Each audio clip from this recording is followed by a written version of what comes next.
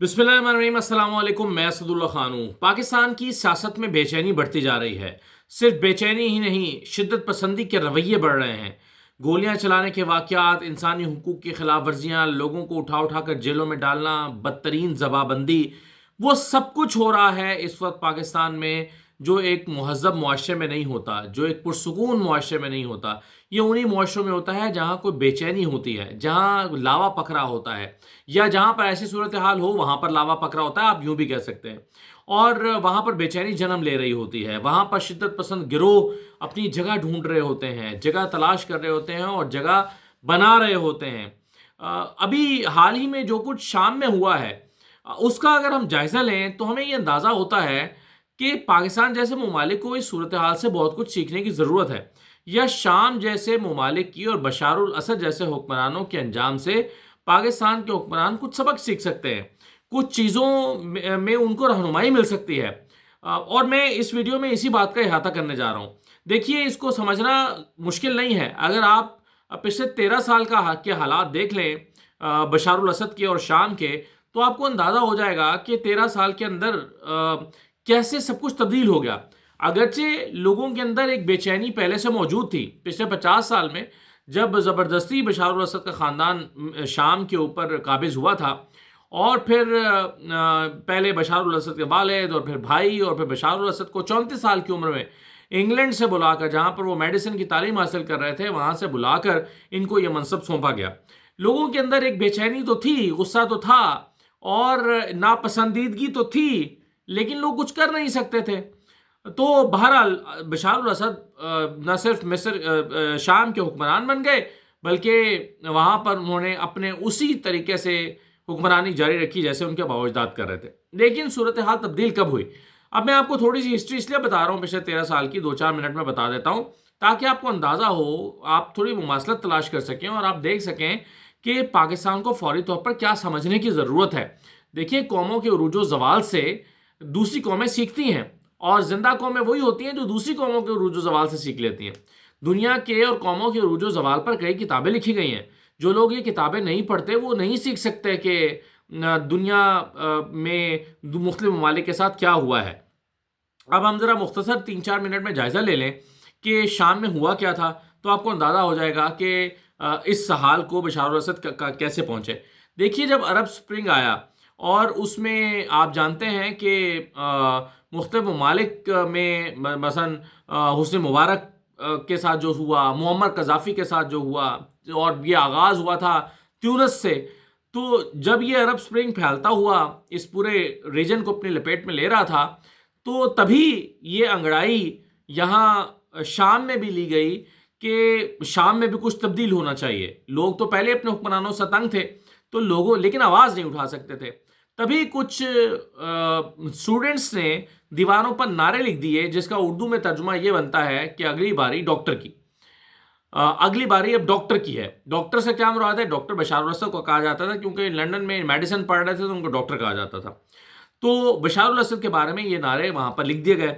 उन नारों को इसलिए तवज्जो मिली कि मिडिल ईस्ट में एक अरब स्प्रिंग चल रहा था, हुक्मरान तब्दील हो रहे थे, मुअम्मर कज़ाफ़ी और हुस्नी मुबारक अपने अंजाम को पहुँच चुके थे, ट्यूनिस में जो है वो पूरा मंजरनामा ही बदल चुका था। तो ऐसे में इस नारे को कुछ तवज्जो मिलना शुरू हो गई। जब इसको तवज्जो मिली तो लोगों के अंदर ये ख्वाहिश जन्म लेने लगी कि हाँ, यहाँ पर भी तब्दीली तो होनी चाहिए, और अरब स्प्रिंग का असर सीरिया पर भी पड़ना चाहिए। जब इसको थोड़ी सी तवज्जो मिलना शुरू हुई, तो डिक्टेटर की नफ्सियात ये होती है कि वो फ़ौरन कुचलने पर बिलीव करता है। तो बशारुल असद ने फ़ौरी तौर पर अपनी जो इंटेलिजेंस है उसके ज़रिए ये देखना शुरू किया कि कौन ये नारे लिख रहा है। तो उसकी इंटेलिजेंस जो है, उसने चंद बच्चों तक वो पहुंची, चंद स्टूडेंट्स तक, जो कि यूनिवर्सिटी लेवल के स्टूडेंट्स नहीं थे, अर्ली एज के स्टूडेंट्स थे, उन तक वो पहुंची और उन्हें गिरफ्तार करके गायब कर दिया गया, उठा लिया गया। और बिल्कुल ऐसे ही जैसे पाकिस्तान में भी बहुत सारे मौक़ों पर कभी शायर गायब हो जाते हैं, कभी जो है वो जो सोशल मीडिया के लोग हैं वो गायब हो जाते हैं, उनको उठा कर ले जाया जाता है। ऐसे ही वहाँ पर हुआ, बच्चों को उठा लिया गया, गायब हो गए बच्चे। जब बच्चे गायब हो गए तो उनके वालिदैन ने एहतजाज करना शुरू किया। बच्चों के वालिदैन ने जब एहतजाज करना शुरू किया और उनके एहतजाज ने ज़ोर पकड़ा, तो बशारुल असद की जो फोर्सेस थी اس نے ان والدین پر گولیاں چلائیں۔ جب ان پر گولیاں چلائی گئیں تو پورے شام میں غم و غصے کی لہر دوڑ گئی۔ گولیاں چلانے سے، گولیاں چلانا عوام کے اوپر ایک ڈکٹیٹر کے دور میں بھی ناقابل قبول ہوا۔ یہاں پاکستان میں تو ایک سویلین حکومت ہے اور وہ چاہ رہی ہے کہ اس معاملے کا ذکر نہ کیا جائے، لیکن بہرحال وہاں شام میں والدین پر گولیاں چلائی گئیں تو پھر اس معاملے کا نے طول پکڑا اور لوگوں نے بڑے پیمانے پر مظاہرے شروع کر دیے۔ جب بڑے پیمانے پر مظاہرے شروع ہوئے تو مجبوراً بشار الاسد کو ان بچوں میں سے کچھ کو رہا کرنا پڑا، لیکن جب ان کو رہا کیا گیا تو ان کی حالت ایسی تھی کہ ان میں سے کچھ لوگ چل نہیں سکتے تھے، ڈھانچہ بن چکے تھے، کچھ کی ہڈیاں نوچ لی گئی تھیں، کچھ کے ناخن نوچ لیے گئے تھے، اور کئیوں کے جسم پر ماس جو ہے وہ جگہ جگہ سے سلگا ہوا تھا۔ تو بچوں کی یہ حالت دیکھ کر پورے شام میں غم و غصے کی لہر دوڑ گئی اور وہاں پر لوگوں نے بڑے پیمانے پر احتجاج شروع کر دیا۔ جب بڑے پیمانے پر احتجاج شروع کیا تو پہلی مرتبہ ایسا ہوا کہ بشار الاسد نے سویلینز کے اوپر کیمیکل بامبنگ کی۔ پہلی مرتبہ دنیا میں اس کی مثال نہیں ملتی کہ کسی نے اپنے عوام پر کیمیکل بامبنگ کی ہو، لیکن بشار الاسد نے کیمیکل بامبنگ کی، اور جب کیمیکل بامبنگ کی تو اس پر پھر پوری دنیا سے ایک ریاکشن آیا۔ جب پوری دنیا سے ریاکشن آیا تو اس میں ریاکشن دینے والوں میں امریکہ سر فہرست تھا۔ براک اوباما کی اس وقت حکومت تھی اور براک اوباما نے اس پر نہ صرف کافی سخت رد عمل ظاہر کیا بلکہ خاموشی سے جو وہاں کے باغی گروپ پیدا ہو رہے تھے یا سر اٹھا رہے تھے ان کو تلاش کرنا شروع کر دیا۔ اب اس ساری صورتحال میں جب عام لوگوں پر گولیاں چلائی گئیں اور لوگوں پر تشدد کیا گیا، بچوں کو اٹھا لیا گیا، تو ایسے میں کچھ گروپس نے ہتھیار اٹھانا شروع کر دیا اور وہ ریاست شام میں باغی کہلائے۔ ظاہر ہے ریاست کے خلاف ہتھیار اٹھانے والا باغی ہی ہوتا ہے، لیکن انہوں نے وہ بغاوت کی اور ہتھیار اٹھا لیے۔ جب انہوں نے ہتھیار اٹھائے تو براک اوباما نے خاموشی کے ساتھ، امریکہ نے ان باغی گروپس کو سپورٹ کرنا شروع کر دیا، ان کو اسلحہ فراہم کرنا شروع کر دیا، اور یوں یہ جدوجہد جو ہے بشار الاسد کے خلاف وہ ایک مسلح جدوجہد میں تبدیل ہو گئی۔ جب وہ مسلح جدوجہد ہوئی تو ان کو کچلنے کے لیے بشار الاسد کی فورسز نے ایئر سٹرائک شروع کر دیں اور مسلسل اور بڑے پیمانے پر ایئر سٹرائکس ہونے لگیں۔ اس میں کولیٹرل ڈیمیج بھی ہوا۔ ہوتے ہوتے ہوا یہ کہ وہ جو باغی گروپس ہیں وہ بڑے ہوتے چلے گئے، اور پھر اسی طرح سے ایک فری سیریا آرمی کے نام سے ایک گروپ وجود میں آیا۔ ان میں بیشتر لوگ ایسے تھے جو بشار الاسد کی فورسز سے ہی ریٹائرڈ ہونے والے، اس کی آرمی سے ریٹائرڈ ہونے والے لوگ تھے، اور ان لوگوں نے جو فورسز کے لوگ تھے انہوں نے یہ گروپ بنا لیا۔ ان کو باقی چھوٹے چھوٹے گروپ سے بھی جوائن کرنا شروع کر دیا۔ ان کو ان ممالک کی سپورٹ ملنا شروع ہو گئی جو کہ بشار الاسد کے خلاف تھے، اور یوں یہ جو گروپ ہے یہ بڑا ہو گیا اور بڑا ہوتا چلا گیا۔ یہ پھر ان کی جدوجہد جو ہے وہ ایک سول وار 13 سال تک چلی۔ 2000 آپ سمجھ لیجئے کہ 11-12 سے شروع ہوئی یا 13 سے شروع ہوئی اور 2024 تک، آپ اس کو عرب سپرنگ سے اگر آپ شروع کر لیں تو 2011 سے لے کر 2024 تک، تو یہ 13 سال ہو گئے۔ تو 13 سال تک یہ ایک جدوجہد چلتی رہی اور باغی گروپ جو ہے وہ اپنی حکومت کے خلاف ہتھیار اٹھا کر مسلح جدوجہد کرتا رہا۔ اسی دوران ایک اور گروپ وجود میں آیا جس کا نام تھا حیات تحریر الشام، HTS جس کو آپ کہتے ہیں، جس کا شارٹ ورژن ہے HTS، یعنی حیات تحریر الشام، جس کے جو اس وقت لیڈر ہیں وہ ہیں یا سربراہ ہیں وہ ہیں محمد جولانی یا جیلانی، اور یا ابو محمد جیلانی بھی کہا جاتا ہے ان کو۔ تو یہ وہ صاحب ہیں جن کی قیادت میں اب یہ مسلح جدوجہد کامیاب ہوئی ہے، اور دمشق پر انہوں نے قبضہ کر لیا، ٹیک اوور کر لیا، اور جو بشار الاسد ہیں ان کو ملک چھوڑ کر فرار ہونا پڑا۔ اب یہ ایک علیحدہ بحث ہے، ہم اس بحث میں اس وقت نہیں جاتے، ہمارا موضوع نہیں ہے، اگرچہ یہ بھی ایک بڑا امپورٹنٹ ٹاپک ہے کہ روس اس سارے معاملے میں کیوں سپورٹ کر رہا تھا بشار الاسد کو، اور ایران کیوں سپورٹ کر رہا تھا۔ تو اس مختصر جملہ معترضہ کے طور پر بتا کر میں پھر آپ کو اپنے اس اصل موضوع پر آ جاتا ہوں کہ پھر پاکستان کے لیے 3 پیغام کون سے ہیں۔ اس ساری جو میں نے آپ کو 5-7 منٹ میں ایک سٹوری سنائی ہے، 13 سال پر محیط سٹوری بشار الاسد کے خلاف ایک مسلح جدوجہد کی، اس میں پاکستان کے لیے پیغام کیا ہے؟ یہ اس کو ذرا ہم دیکھ لیتے ہیں. لیکن صرف میں یہ بتاتا چلوں کہ روس اس لیے سپورٹ کر رہا تھا بشار الاسد کو کیونکہ امریکہ اس میدان میں اتر چکا تھا.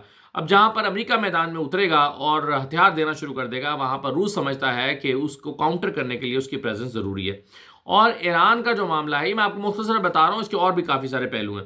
لیکن ایران کا جو معاملہ ہے، ایران حزب اللہ کو سپورٹ کر رہا تھا، اور ایران کا بارڈر چونکہ حزب اللہ کے ساتھ براہ راست نہیں لگتا، تو حزب اللہ کو سپورٹ کرنے کے لیے، ہتھیار دینے کے لیے اور مدد فراہم کرنے کے لیے وہ شام ہی کا راستہ استعمال کرتا تھا. اور شام کی حکومت نے ایران کو یہ سہولت فراہم کر رکھی تھی کہ وہ جو ہے وہ لبنان کو سپورٹ کر سکتا ہے، حزب اللہ کو سپورٹ کر سکتا ہے. یہی وجہ ہے کہ اسرائیل نے پہلے ہی سے شام کے اوپر ایئر اسٹرائک شروع کر دی تھی، کیونکہ وہ سمجھتا تھا کہ یہ راستہ کاٹنا ضروری ہے.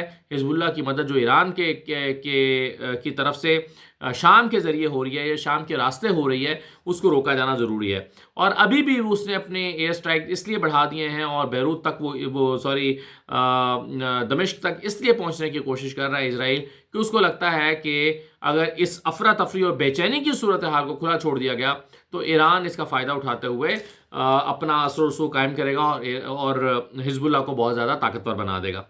چلیے اس بحث کو یہاں چھوڑتے ہیں کیونکہ یہ ہمارا ابھی موضوع نہیں ہے، اس کو پھر ہم کسی اور وقت تفصیل سے ڈسکس کر سکتے ہیں.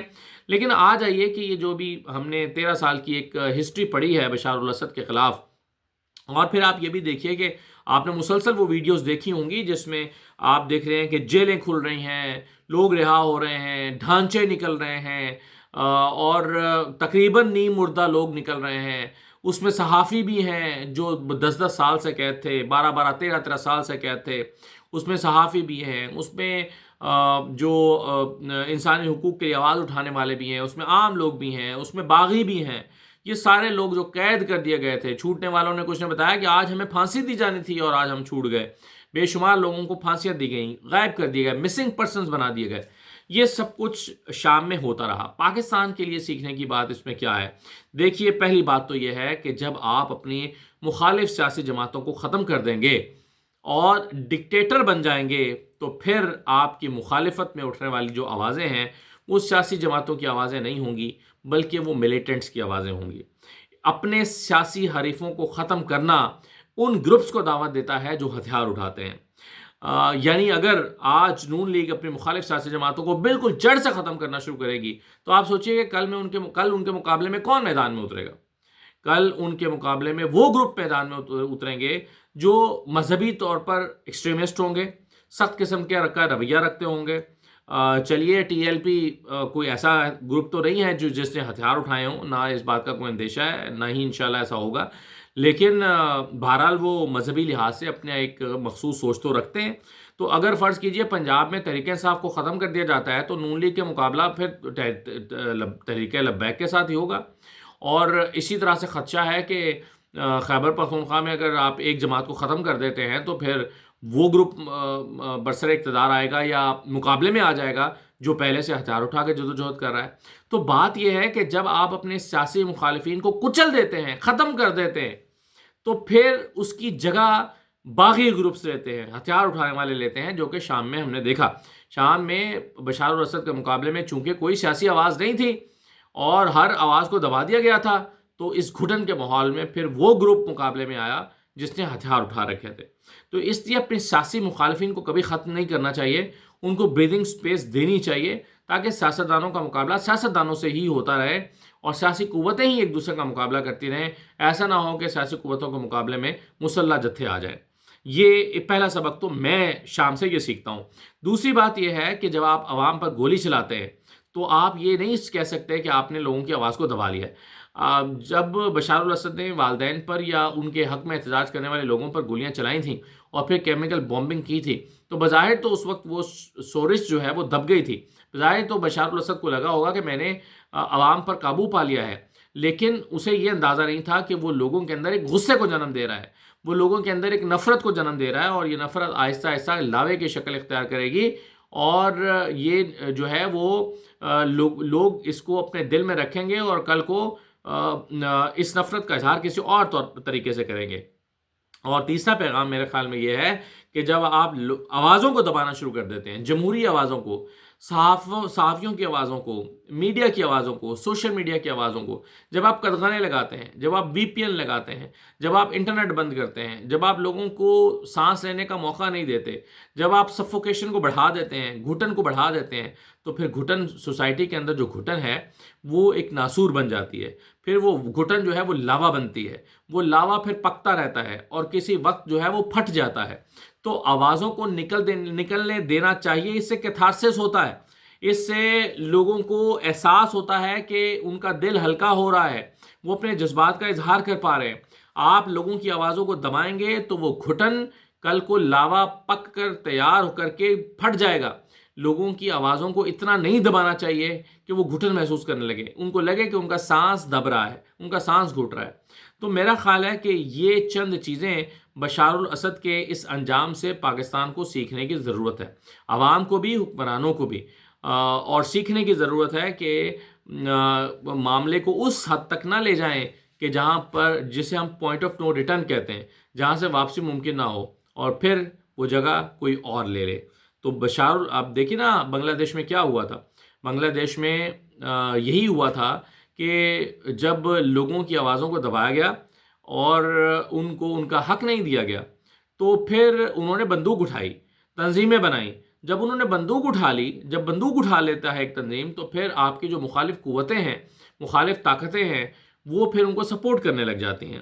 جیسا کہ بنگلہ دیش میں ہوا تھا، انڈیا نے باقاعدہ طور پر مفتی بہانی کو سپورٹ کرنا شروع کر دیا تھا.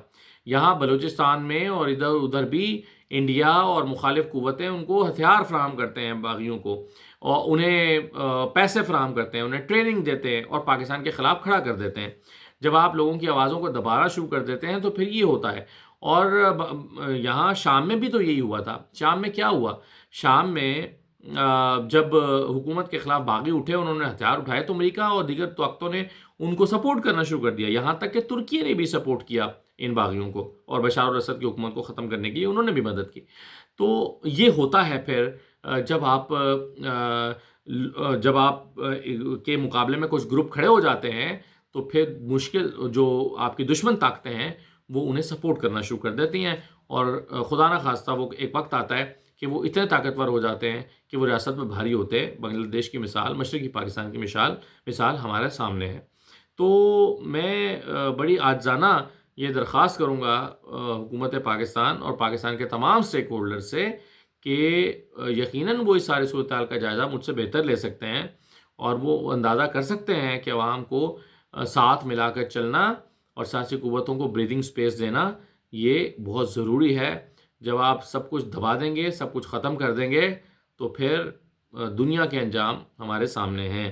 اللہ تعالیٰ پاکستان کو کسی بھی آفت سے محفوظ رکھے، پاکستان کی فوج کو توانا اور طاقتور رکھے، پاکستان کے جمہوری اداروں کو مضبوط کرے، اور پاکستان رہتی دنیا تک زیادہ خوشحال، زیادہ مضبوط بن کر دنیا کے نقشے پر قائم اور دائم رہے. یہ ہماری دعا بھی ہے، ہماری خواہش بھی ہے، اور ہم اپنی حیثیت میں بحیثیت فرد یہ کوشش بھی کرتے رہیں گے کہ پاکستان کبھی ڈی اسٹیبلائز نہ ہو. اللہ تعالیٰ پاکستان کو ہمیشہ چمکتا اور دمکتا رکھے. اجازت دیجیے، اللہ حافظ.